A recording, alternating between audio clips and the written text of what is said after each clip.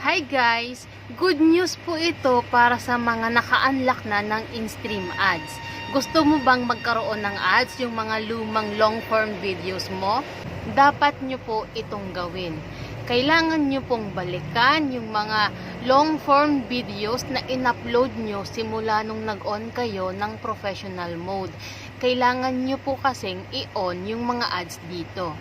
Sa mga lumang video po kasi, hindi po automatic malalagyan ng ads. Hindi po gaya sa ads on Reels na kapag na-unlock mo na yung ads on Reels, ay automatic malalagyan ng ads yung lahat ng Reels mo. Dito po sa in-stream ads, kailangan nyo pong isa-isahin yung mga long-form videos nyo kung gusto nyo pong lagyan ng ads. Panoorin nyo po itong ginawa ko para magkaroon kayo ng idea. Punta po kayo sa profile nyo, then balikan nyo po yung mga in-upload nyong long form video nung hindi pa kayo